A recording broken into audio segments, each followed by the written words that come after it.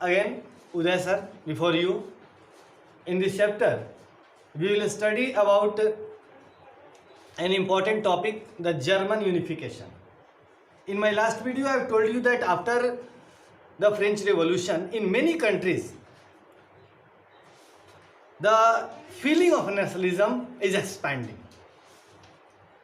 France की क्रांति के बाद से यूरोप के बहुत सारे राज्यों में राष्ट्रवाद का प्रसार हो रहा था और राष्ट्रवाद के प्रसार का सबसे जो रिजल्ट निकल रहा था वो ये था कि ऐसे देश जो किसी न किसी रीजन से डिवाइड हो गए थे, बटे हुए थे, प्रिंसली स्टेट्स में थे, they don't have any central administration, they always are trying to unify, वे एक होने का प्रयास कर रहे थे।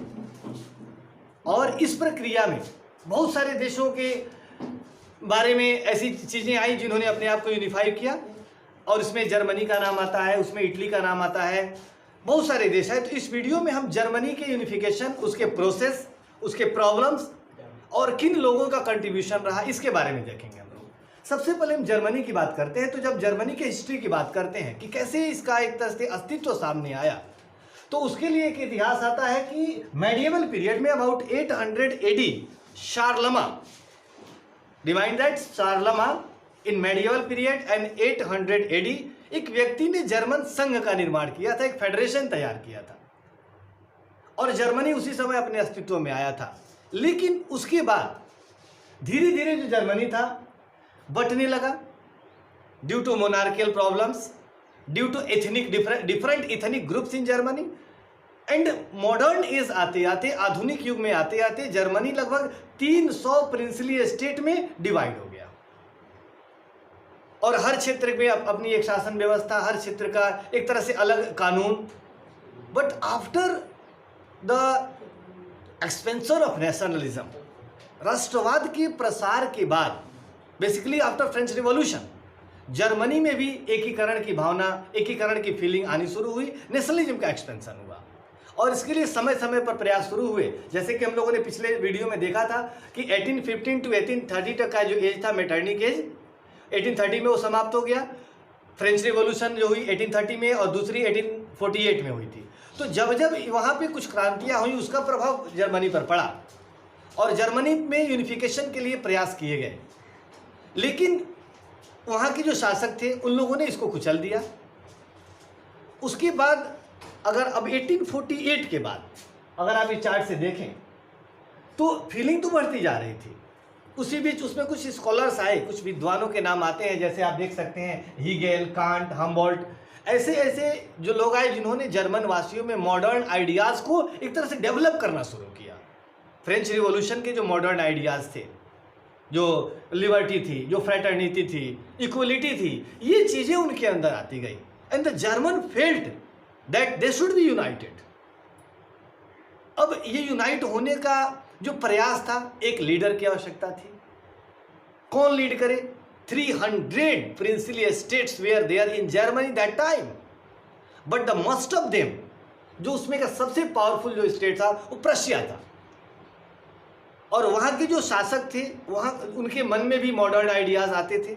तो ऐसा लग रहा था कि जो यूनिफिकेशन प्रोसेस चल रहा है ये कहीं ना कहीं इसको प्रशा लीड करता, और ऐसा हुआ भी। जब जर्मनी का जो चांसलर बिस्मार्क बना, ऑटो वॉन बिस्मार्क, याद रखेंगे, ऑटो वॉन बिस्मार्क जो एक सफल डिप्लोमेट्स था, जब वो प्रशा का चांसलर बना तो उसने जर्मनी के यूनिफिकेशन के लिए प्रयास शुरू किए, जर्मनी के एकीकरण के लिए प्रयास शुरू किए और उसके लिए उन्होंने जो भी जर्मन जो नेशनल ऑर्गेनाइजेशन थे, जो राष्ट्रवादियों के ग्रुप थे, उनसे बात करना शुरू किया, इसके महत्व के बारे में बताना शुरू किया और उसके बाद उन्होंने एक पॉलिसी फॉलो की।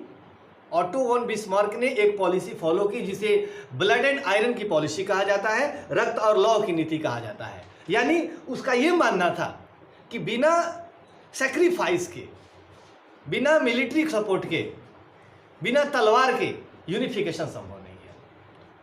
और उसके उस समय जो शासक था प्रशा का, फ्रेडरिक विलियम था। हालांकि वो मॉडर्न आइडिया का उतना ज़्यादा पोषक नहीं था, लेकिन प्रभावित था और वो एक तरह से न्यूट्रल पोजीशन में था, न कॉपरेशन उसका मिला, न अपोज मिला। लेकिन बिस्मार्क के प्रयास से धीरे धीरे जर्मनी का जो यूनिफिकेशन था वो एक तरह से पावरफुल होता गया, डिमांड बढ़ती गई, लोग यूनाइट होते गए। और ये जो दो क्रांतियां थी 1830 और 1848 वाली, इनका बहुत ज़्यादा प्रभाव रहा।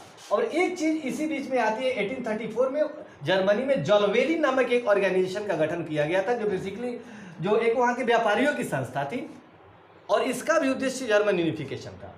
उसके बाद 1848 जब फ्रांस में क्रांति हुई थी और वहाँ से फ्रांस एक तरह से फिर से मॉडर्न आइडिया एक रिपब्लिक के रूप में डेवलप हुआ था, इसका सीधा प्रभाव जर्मनी पर पड़ा था। और 1848 में जर्मन जो एक तरह से पार्लियामेंट थी, जिसको डाइट कहा जाता था, और इस डाइट की एक फ्रैंकफर्ट में मीटिंग हुई, और उस फ्रैंकफर्ट की मीटिंग में सभी जितने भी प्रिंसली स्टेट के रिप्रेजेंटेटिव्स थे, उन्होंने ये तय किया कि जो प्रशा का चांसलर, प्रशा का जो शासक होगा, I have already told you that Frederick William, उसके नेतृत्व में ही जर्मन यूनिफिकेशन होगा।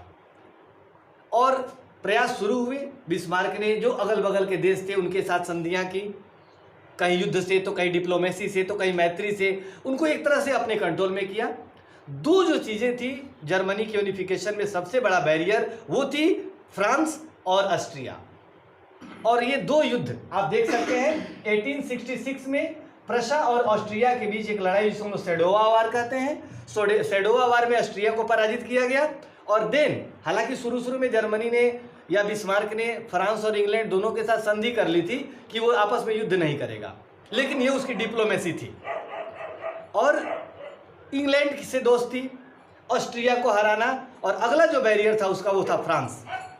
और उसके लिए भी बिस्मार्क ने परिस्थितियां पैदा की, और परिस्थितियां ऐसी पैदा हुई कि फ्रांस ने स्वयं अटैक किया। नेपोलियन रूलर था वहाँ का। और लेकिन उस युद्ध में, जिसे हम लोग सेडोन वार कहते हैं 1870 में, उस युद्ध में फ्रांस की भी हार हुई। और तब तक जर्मनी में सत्ता परिवर्तन हो गई थी। फ्रेडरिक विलियम के जगह कैसर विलियम आया था, जो कंप्लीटली मॉडर्न आइडिया का एक तरह से पोषक था, और वो जर्मनी की एकीकरण का भी एक तरह से समर्थक था। और इस तरह से ये प्रक्रियाएं जो चली, तो सेडोवा और सेडोन वार के बाद जर्मनी के एकीकरण का रास्ता साफ हुआ। और बिस्मार्क के इन प्रयासों के फलस्वरूप and under the leadership of Kaiser William, Germany का यूनिफिकेशन 1871 में पूरा हो गया और जर्मनी एक नेशन स्टेट बना। एंड कैसर विलियम को, जो ये रिपब्लिक जर्मनी बनी थी, उसका फर्स्ट रूलर डिक्लेयर किया गया। तो इस वीडियो में इतना ही रहेगा। अगले वीडियो में हम लोग इटली के यूनिफिकेशन के बारे में पढ़ेंगे। ये जो भी इंपॉर्टेंट टॉपिक्स हैं उनको टाइमलाइन के द्वारा हमने बोर्ड पे शो किया है, आप इसे देखेंगे और उसके बाद इसको अच्छी तरह समझेंगे। That's all, thank you.